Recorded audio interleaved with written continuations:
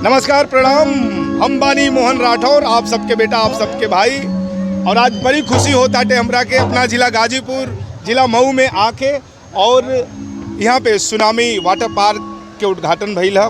सभी कलाकार हमनी के आइल बानी जा और जैसे ही आप सब हमार गाना सुनले रहनी जा। अरे कि डालू ना दाल में अफोरा नवा रहे कहाँ, अधिया नवा ए गोरी। अरे आटा सने गईलू त घिल कई दिहलू, पानी भरे गईलू त खड़े बिछलैलू। आ डललू न दाल में फोरनवा रहे कहाँ, धियनवा ए गोरी। अभी ऑर्केस्ट्रा सॉन्ग एगो हमार बड़ा धांसू लगन में चल रहा बाटे और आप सबके बीच में बड़ा ही धांसू प्रोजेक्ट आवे वाला बाटे। आप लोग सुनब जा, देखब जा, बड़ी ही आनंद आई। और ये लाइन भी सुना देता नहीं। अरे की बहिया में कसी के सैया, टंग टंग टंग टंग टंग टंग टंग टंग टंग। इसके आगे वाला लाइन नहीं है, लेकिन ये डीजे में बहुत बज रहा है, ये डीजे में बहुत बज रहा है। और तमाम गीत आप सबके बीच में कि जुदाई हो, जुदाई ना सहाई, जुदाई ना सहाई। एगो और ट्रेंडिंग में गाना चला ताटे कि रोजे नया नया बदलेलू लवर हो, गोरी एगो से होला न सबर हो।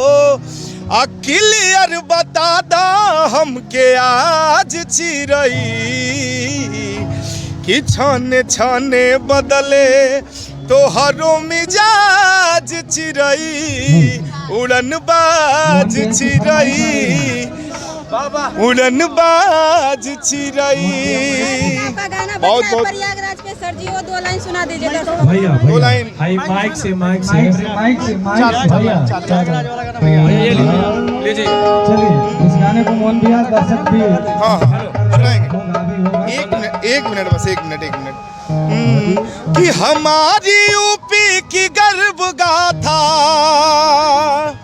हमारी यूपी की गर्व गाथा ये विश्व भर में सुना रहा है।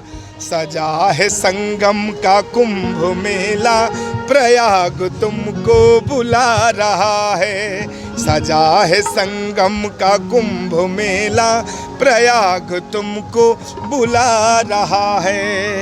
तमाम गीत आप सबके सुने के देखे के मिला ताटे और आप सबके आशीर्वाद मिला था। बहुत बहुत धन्यवाद आप सभी लोगों के।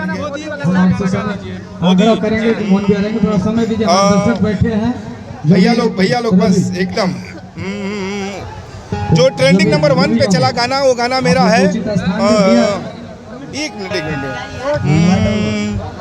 वही लाइन था कि चोर लुटेरे बुलडोजर के भय से आज डरे हैं, 40 चोरे अल्ली बाबा के हुंकार भरे हैं।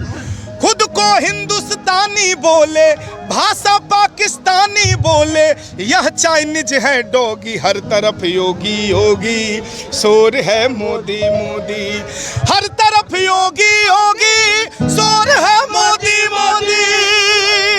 बहुत बहुत धन्यवाद। एक बार आपका गाना बहुत ट्रेंड कर रहा था। कर्मी जो लोग भी हैं, आपसे आग्रह है, निवेदन है, टूट जाए भी चला में भैया, क्या टूट जाए अपनी पगली के याद करे लगे। एक और गाना था मेरा, कि अरे बिरहा वियोग में तू जा रे लकिना, अपना पगली के याद तू करे लकिना। बहुत बहुत धन्यवाद, बहुत बहुत धन्यवाद, बहुत बहुत धन्यवाद।